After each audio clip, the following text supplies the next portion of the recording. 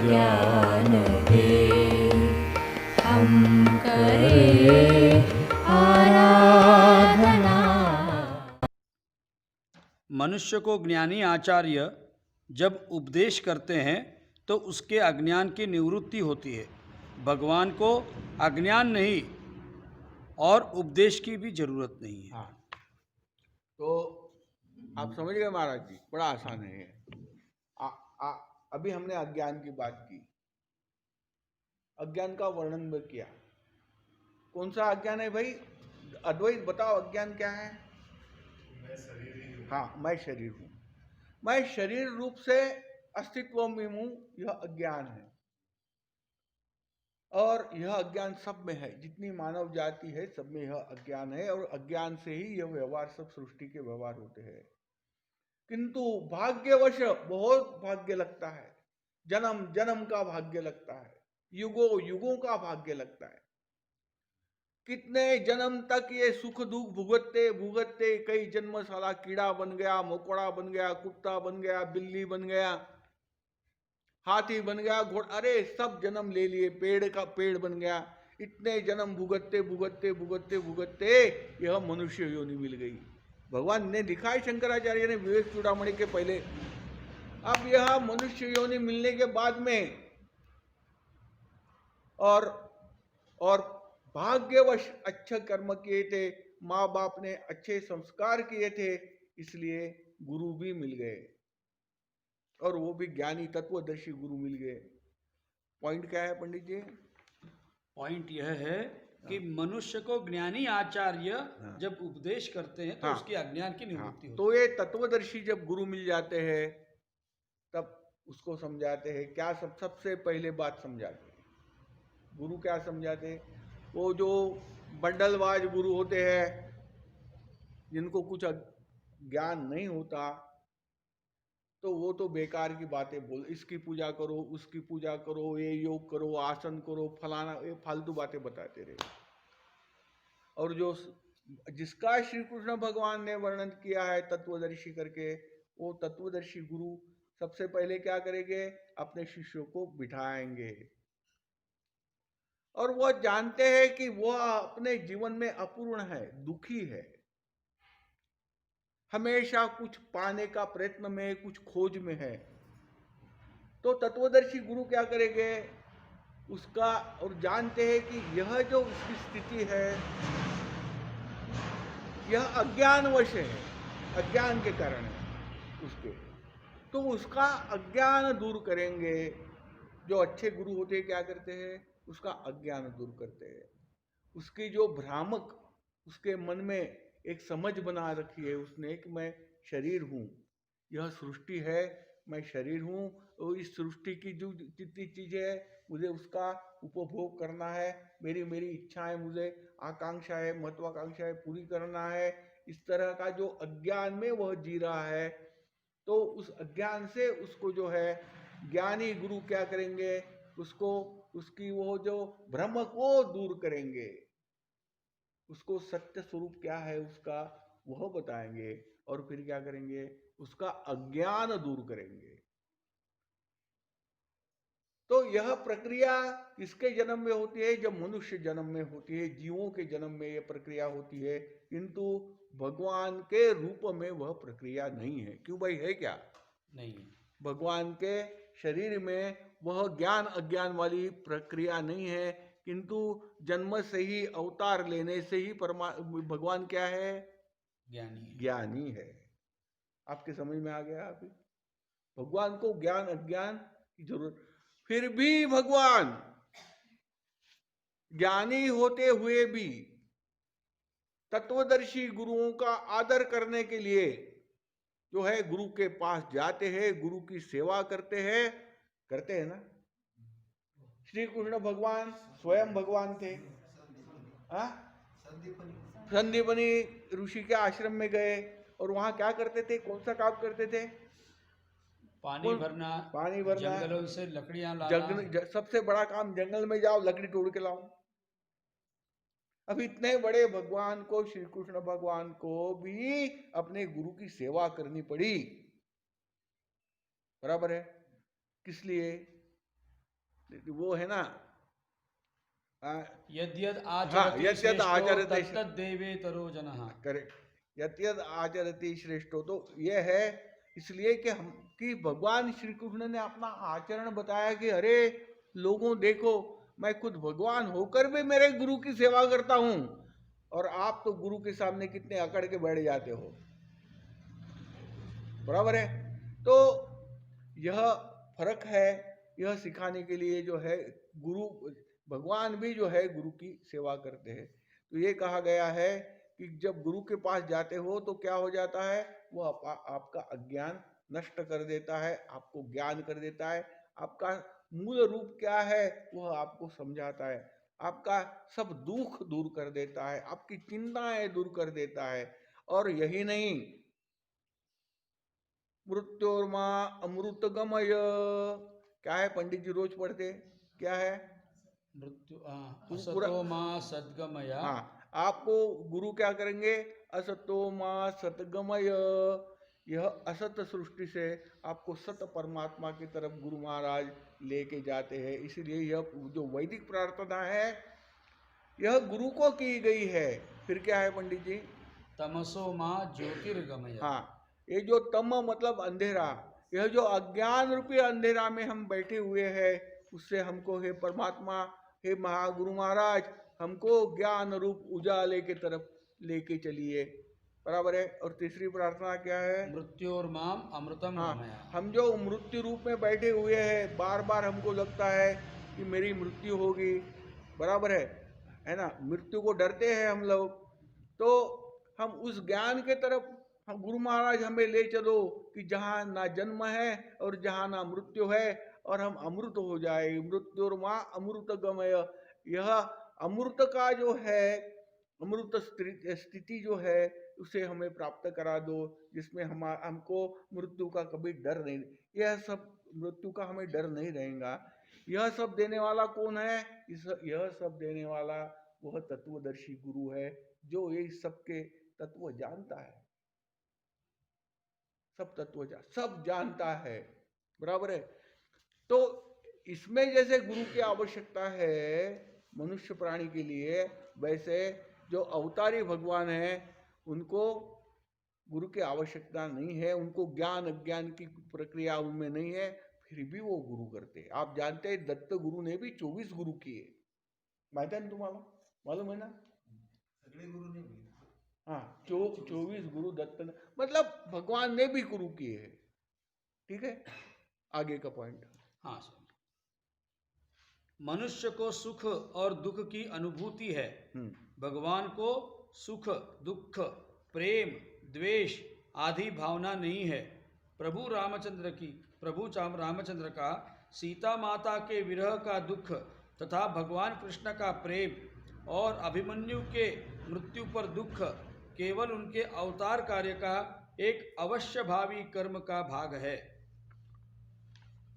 हाँ, तो पंडित मिश्र है, वेदांती, पुराने हो गए, उन्होंने यह लिखा, मेरे को तो श्लोक तो कुछ अभी याद ही नहीं रहते, पर उनका लिखा हुआ है कि हरेक मनुष्य को दुख का अनुभव है। कोई ऐसा नहीं बोल सकता कि मैं तो कभी दुखी हुआ ही नहीं, मैं तो हमेशा सुख में हूं, हमेशा आनंद में हूं, ऐसा कोई नहीं बोल सकता। दुःखाचा अनुभव प्रत्येकाला आहे, असं भामतीकार उनको भामतीकार बोलते हैं, पंडित मिश्रा को। भामती ग्रंथ लिखा हुआ है वेदांत के ऊपर, उन्होंने बड़े थोर, बहुत ऋषि तुल्य पुरुष थे पंडित जी। तो उन्होंने यह लिखा हुआ है कि दुख का अनुभव प्रत्येक, अगर यह दुख का अनुभव नहीं होता हर एक इंसान को, हर एक मनुष्य को, तो फिर शास्त्रों की जरूरत क्या थी और भगवान की भी जरूरत क्या थी। और सब आनंद ही आनंद होता, तो ये सब जो है किस लिए गुरु चाहिए और किस लिए शास्त्र चाहिए और किस लिए अध्यात्म शास्त्र चाहिए। मतलब दुख का अनुभव है और सुख का भी अनुभव उसको है। सुख दुख का जो अनुभव है वह जीव को है, किंतु वो जो दिव्य शरीर है भगवान का, उसको दुख होता है क्या? नहीं, उसको दुख नहीं होता। यही बताया ना पंडित जी। फिर से पढ़िए। मनुष्य को सुख दुख की अनुभूति है, भगवान को सुख दुख प्रेम द्वेष आदि भावना नहीं है। प्रभु रामचंद्र का सीता माता के विरह का दुख तथा भगवान कृष्ण का प्रेम और अभिमन्यु के मृत्यु पर दुख केवल उनके अवतार कार्य का एक भाग है। जो भी अभिमन्यु को कैसे मारा गया आप जानते हैं ना, उसको ट्रॅप तुला माहिती आहे ना बेटा, कसं मारलं उसको? हाँ? उसको ट्रैप किया गया अभिमन्यु को, हाँ, चक्रव्यूह में, और मारा गया। सबको बुरा लगा, भगवान श्री कृष्ण को भी बुरा लगा, पर श्री कृष्ण का जो बुरा लगना है वह क्या है? इसलिए कि मनुष्य अवतार लिया है उन्होंने, मनुष्य अवतार लिया तो लोगों को बता दिया कि भाई हाँ मुझे भी बुरा लगा करके, किंतु भगवान को कभी दुख नहीं होता, ना भगवान को कोई चीज की खुशी होती। वह तो एक जैसे रहते हैं हमेशा। मनुष्य एक जैसा नहीं रह सकता, ऐसा भगवान में और मनुष्य में अंतर है। आगे का पॉइंट। रामकृष्ण आदि भगवान के शरीर को अवतार कार्य के शुरू से ही अलौकिक सिद्धि तथा सामर्थ्य प्राप्त है, जो मनुष्य शरीर को कभी भी मिल नहीं सकता। भगवान के शरीर की दिव्यता के अभिप्राय से ही पुराणों ने रामकृष्ण आदि शरीरों को ब्रह्मरूप कहा है। हाँ, तो भगवान का जो सामर्थ्य है, क्योंकि वो तो माया चालक है। भगवान क्या है, उनको तो कर्माध्यक्ष कहा गया है, माया चालक है, माया के एक भगवान एक भाग है, एक पार्ट है, फिर भी माया को चलाने वाले हैं, और बहुत बड़ा सामर्थ्य भगवान को दिया हुआ है ना। अतः श्री कृष्ण भगवान ने जो किया कोई सामान्य मनुष्य कर सकता है क्या? नहीं नहीं नहीं। भगवान की बराबरी की शक्ति जो है मनुष्य के शरीर को नहीं दी गई हुई है। जो सामर्थ्य भगवान के दिव्य शरीर में जो है आत्मकृपा से, उनके आत्मकृपा से जो सामर्थ्य है, जो दिव्यता है, जो अकाट उनके कार्य है, उस प्रकार के कार्य जो है वह नहीं कर सकता मनुष्य जीवन में, मनुष्य नहीं कर सकता। मनुष्य के बड़े मर्यादित है, उसका शौर्य भी है और उसकी विद्वत्ता भी मनुष्य की, और पौरुष भी जो है, शक्ति भी जो है वह मनुष्य की क्या है? मर्यादित है, मर्यादा के अंदर है। किंतु भगवान की कोई मर्यादा नहीं है। भगवान के कार्य जो है लोकोत्तर है। बराबर है पंडित? हाँ। और बस हो गया। और बताइए। एक लास्ट एक वाक्य है,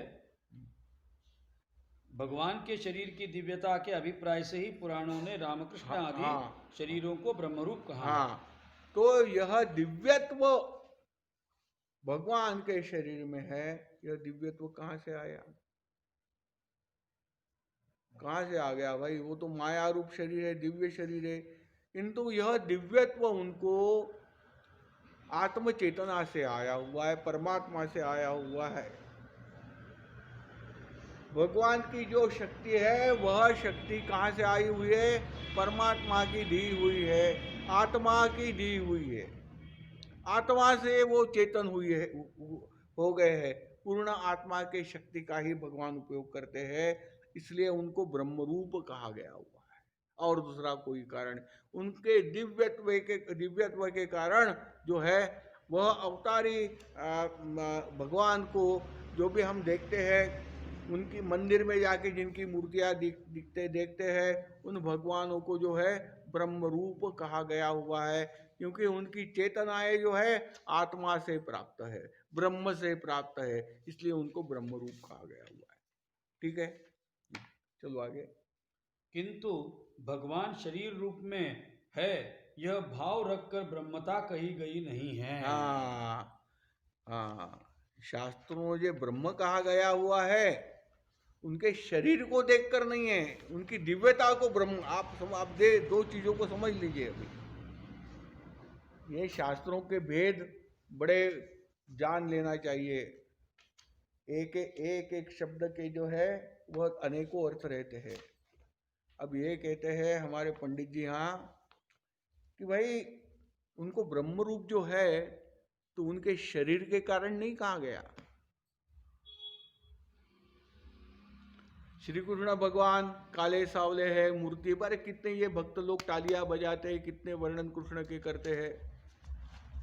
उनके शरीर के कारण उनको ब्रह्मरूप नहीं कहा गया। और प्रभु रामचंद्र इतने काले सावले थे, फिर भी इतने सुंदर थे दिखने में, इसलिए उनको ब्रह्म नहीं कहा गया। उनके नहीं नहीं नहीं नहीं, उनके जो दिव्य गुण हैं, उनके दिव्य गुण, उनकी दिव्यता के कारण उनको ब्रह्मरूप कहा गया है। अगर शरीर ब्रह्मरूप होते तो मृत्यु नहीं होती। आगे समझ में? हाँ चलो ठीक है, आगे बढ़ो।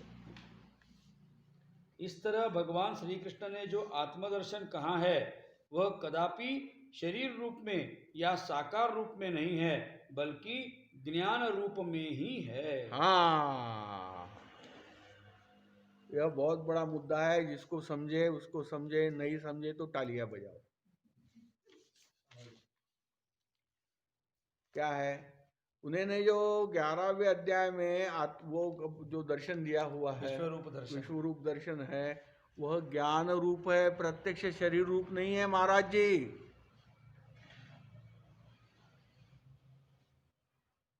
और वह दिव्य होने के, भगवान दिव्य होने के कारण अर्जुन को ज्ञान रूप में दर्शन दिया हुआ है। वह ये नहीं कि अभी श्री कृष्ण का देखते देखते एक हाथ था और जादूगर एक के दो कर देता है। भाई एक ताश के दो ताश फट से कर देता है। उसको जादूगर क्या करता है, उसके हाथ में एक ताश है, जो देखते रहो सबको बोलेगा भाई देखो देखो एक ही ताश है ना, एक ताश है ना, सब लोग बोलेंगे हाँ हाँ, मुंडिया हिलाएंगे, फट से करेगा तो दो ताश हो जाएगी। उसने जादू कर दी, बराबर है। तो श्री कृष्ण भगवान ने 11वें अध्याय में जो विश्व दर्शन दिया हुआ है, इस तरह जादू नहीं किए।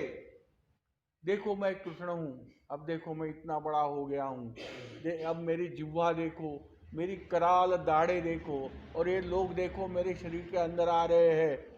यह सब क्या है? ज्ञान रूप दर्शन दिया हुआ है। प्रत्यक्ष दर्शन जो है वह नहीं है। अर्जुन को जो दर्शन दिया हुआ है वह अपने रूप का जो है ज्ञान रूप दर्शन होता है, प्रत्यक्ष दर्शन नहीं है। जो है उसका कार्य श्री कृष्ण भगवान का, उसका सिर्फ अर्जुन को ज्ञान कर दिया गया है, ज्ञान कर दिया गया है। प्रत्यक्ष ऐसा दर्शन नहीं है। किंतु भक्त लोग जो है, अब जिनको कुछ तत्व से जानना ही नहीं है ईश्वर को, जिनको तालियां बजाना और आरती जय जगदीश हरे, अब उनको तो ये जानना ही नहीं है भाई। तो वो क्या बोलेंगे कि देखो कृष्ण भगवान ने कितना विशाल रूप में दर्शन कराया 11वें अध्याय में। तो वो विशाल रूप नहीं है, विशाल रूप का ज्ञान मात्र है। तो इस ज्ञान मात्र को आप समझ लीजिए, ज्ञान की कल्पना, तो फिर आप समझ जाओगे कि सिर्फ विशाल रूप का ज्ञान दिया। जैसे समझाता हूं मैं, आपके समझ में आ जाएगा। मैंने कल ही बताया, परसों भी बताया, वही चीज फिर आज फिर से बताता हूं। जैसे स्वप्न में मैंने देखा कि मैं कार चला रहा हूं, मर्सिडीज, और मर्सिडीज कार होती है 50 लाख रुपए की। अब मैं तो खरीद नहीं सकता, पर मेरी इच्छा थी मर्सिडीज चलाने की। तो एक दिन मुझे सपना आ गया कि मैं मर्सिडीज कार चला रहा हूं, और 5 मिनट तक मेरा सपना रहा, और 5 मिनट तक मर्सिडीज गाड़ी में फर्स्ट क्लास चलाते रहा, ड्राइविंग का आनंद मैंने लिया। तो मेरा सपना टूट गया। तो भैया वो मर्सिडीज कहाँ गई? कहीं नहीं। कौन से रोड पे गए थे भैया? कहाँ है वो रोड, बताइए। वो रोड भी नहीं है, ना रोड है, ना मर्सिडीज है, ना उसका स्टीयरिंग है, ना मैं चला रहा हूं। तो वो जो 5 मिनट के सपने में क्या हो गया था? सिर्फ मुझे मर्सिडीज का ज्ञान हुआ था, प्रत्यक्ष कुछ नहीं था। ना प्रत्यक्ष मैं था, ना गाड़ी थी, ना रास्ता था, ना कुछ वो कार थी, कुछ नहीं था। वैसे ही भगवान ने अर्जुन को वह ज्ञान दिलाया। प्रत्यक्ष इतने बड़े नहीं हुए, प्रत्यक्ष रूप इतना बड़ा नहीं दिखाया। आपके आ गया कि समझ में मैं क्या बता रहा हूँ? रूप नहीं दिखाया, उस रूप का ज्ञान सिर्फ दिया। कल्पना दाखवली. हाँ, कल्पना दाखवली, बिल्कुल बरोबर है। उसको उसकी जो है कल्पना बता दी कि मेरा विराट रूप क्या है। तो ठीक है पंडित जी, समझ में आ गया आपका? हाँ स्वामी, क्या समझ में आपके? कि भगवान ने एकादश अध्याय में जो विश्वरूप दर्शन दिया, हाँ वह जो दर्शन है वो अपने शरीर को ऐसा लंबा चौड़ा पूरा आसमान तक क्षितिज तक नहीं लेके जा करके उसकी कल्पना मात्र दिखा दी ज्ञान रूप में। अब स्वामी जी एक छोटी सी बात है, मैं आपको उसके बारे में पूछना चाहता हूँ हाँ कि जब विश्वरूप दर्शन देते हैं तो उसके पहले बोलते हैं कि तुम्हारे यह जो नेत्र है वह उस रूप को देखने में असमर्थ है, हाँ, तो मैं तुम्हें अब ज्ञान चक्षु देता हूँ, दिव्य चक्षु प्रदान दिव्य चक्षु प्रदान करता हूँ, और उसके बाद दर्शन दिया। हाँ, वही दिव्य चक्षु ज्ञान चक्षु है कि आपको ज्ञान देने के बाद ही आप देख सकोगे। आप समझ रहे? उसको सामान्य चक्षुओं से अगर इतना बड़ा भगवान श्री कृष्ण भगवान का विश्वरूप होता तो सही में हमारी ये तो आंखों से देख सकते थे भाई, फिर आंखों से क्यों नहीं दिख रहा? अगर सही रूप वो होता इतना बड़ा श्री कृष्ण भगवान का तो हमारे आंखों से क्यों नहीं देख सकते थे? इसलिए कि आंखों से दिखने वाला रूप नहीं था, दिव्य दृष्टि आपको दे रहा हूं। दिव्य दृष्टि बोले तो दिव्य कल्पना आपको दे रहा हूं, बराबर है। और यह दिव्य ज्ञान आपको दे रहा हूं कि जिस दिव्य ज्ञान से आप उस मेरे रूप की कल्पना कर सकते हो, ऐसा इसका तात्पर्य है। हाँ समझ गए पंडित जी? हाँ तो दिव्य, हाँ बोलिए। 11वें अध्याय में भगवान ने जो विराट स्वरूप का दर्शन कराया, तो यहाँ पर जो दिव्य ज्ञान दिया है, तो गीता के प्रथम अध्याय से ही भगवान तो गीता का जो दिव्य ज्ञान है, जो दिव्य ज्ञान है प्रसंग वहीं पर चल रहा है। तो 11वें अध्याय में जो विराट स्वरूप का दर्शन कराया, जो दिव्य ज्ञान दिया, और प्रथम अध्याय से प्रथम से जो दिव्य ज्ञान दिया, उन दोनों में क्या अंतर है? नहीं नहीं नहीं नहीं, देखिए पहले अध्याय में जो ज्ञान दिया हुआ है वह ज्ञान जो है व्यास मुनि ने धृतराष्ट्र को दिया। धृतराष्ट्र ने कहा कि ये मुझे नहीं चाहिए, उस संजय को दे दो, संजय मुझे बताएगा। वो तो दिव्य दृष्टि है, वो तो रनिंग कमेंट्री कर रहा है। जो है प्रत्यक्ष जो हो रहा है वही संजय बराबर। Running commentary is the right word. हाँ, रनिंग कमेंट्री मतलब जो प्रत्यक्ष दिख रहा है, जो युद्ध में क्या हो रहा है वह सब बातें संजय देख रहा है दिव्य दृष्टि से, वही बातें धृतराष्ट्र को जो है व्यास कृपा से जो है बता रहा है। तो यह दिव्य दृष्टि है किंतु अलग स्वरूप की है। जो चलायमान कर्म हो रहा है, बराबर है, जो जिसको बोलते हैं हम क्या बोलते हैं, कौन सा कर्म बोलते हैं, क्रियमाण हो रहा है, उस क्रियमाण की दृष्टि दी हुई है। उस क्रियमाण को संजय जी बता रहे धृतराष्ट्र को, वो प्रसंग अलग है। यहाँ परमात्मा का वास्तविक कार्य क्या है, वास्तविक जो किस तरह परमात्मा का कार्य चलता है, तो उसकी कल्पना आने के लिए जो है परमात्मा ने विशेष रूप से उसको वह ज्ञान दृष्टि दी, मतलब उनको ज्ञान करा दिया कि जिससे वो समझ गए कि परमात्मा का वास्तविक रूप क्या है। आप देखिए, यह विराट रूप की जो कल्पना भगवत गीता में है और कोई शास्त्र में नहीं है, और कोई शास्त्र में नहीं है, यह विशेष है भगवत गीता का। तो उसमें किस तरह परमात्मा स्वयं ही जन्मदाता और स्वयं ही काल है, बराबर है, और किस तरह जो है यह काल जो है सबको निगल रहा है, बराबर ऐसे ही है ना, विश्वरूप ऐसे ही है ना। यह सब जो है इसकी कल्पना, इसका ज्ञान मात्र अर्जुन को दिया गया हुआ है विश्वरूप में, ऐसी। तो विश्वरूप वाला 11वें अध्याय वाला ज्ञान अलग है, और वो जो दिव्य दृष्टि है वह ज्ञान नहीं है, वह दृष्टि है यार। 11वें में ज्ञान है। दोनों बात में फर्क है। हाँ, जो उन्होंने कहा, भगवान ने जो कहा नैनम छिन्नन्ति शस्त्राणि नैनम दहति, वो तो आत्मा के बारे में, आत्मा के बारे में हाँ 11वें अध्याय से पहले भी कहा गया। हाँ, आत्मा के बारे में बहुत सारा विवेचन भगवान ने किया दूसरे अध्याय में, दूसरे अध्याय में भी हाँ, किया। हाँ, आत्मा के बारे में चतुर्थ अध्याय हाँ, किया, बहुत सी पंचमी भी किया। हाँ तो वो जो दिव्य ज्ञान था, हाँ उस दिव्य ज्ञान में और 11वें अध्याय के जो दिव्य ज्ञान में हाँ क्या अंतर है? हाँ मैंने संजय हाँ की बात नहीं हाँ की। हाँ, समझाता हूँ। जी गुरु। अब ये जो गीता में ज्ञान दिया हुआ है, दूसरे अध्याय में ज्ञान दिया हुआ है, वह आत्मज्ञान है। जी गुरु। हाँ, वह ज्ञान आत्मिक है। वह ज्ञान क्या है? आत्मिक ज्ञान है, आत्मा का ज्ञान है। और 11वें अध्याय में जो दिया गया है वो माइक ज्ञान है, क्या माइक ज्ञान है। माइक मतलब मायामय। मायामय ज्ञान है। मायामय ज्ञान। अच्छा ठीक। समझ में आ गया? क्योंकि उस सांसारिक ज्ञान है उसमें, जहाँ नाम है, जहाँ रूप है, जहाँ आकार है, जहाँ क्रिया है। देखिए जी, 5 चीजों को ध्यान में रखना, इसके बाद में भूलना नहीं, जिससे माया जो है प्रकट होती है।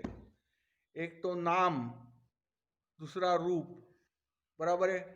फिर हम जो पूजा पाठ करते पंडित लोग तो वो करते हैं, संकल्प करते हैं, देश काल स्मृत्वा बोलते हैं क्या? हाँ स्वामी। पंडित जी क्या बोलते हैं? देश काल स्मृत्वा बोलते हैं कि नहीं? हाँ स्वामी। तो नाम है, रूप है, देश है, काल है और क्रिया है। यह 5 से माया प्रकट होती है, ध्यान में रखो।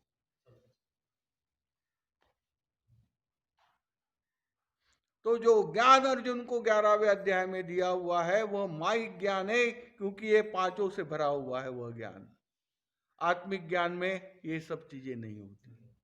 ना नाम होता, बोलो, नाम होता, और फिर आगे बोलो, हाँ, और उसका वो नहीं होता। देश नहीं होता, देश। हाँ, और बोलो, काल नहीं होता, क्रिया नहीं होता। आ गया समझ में?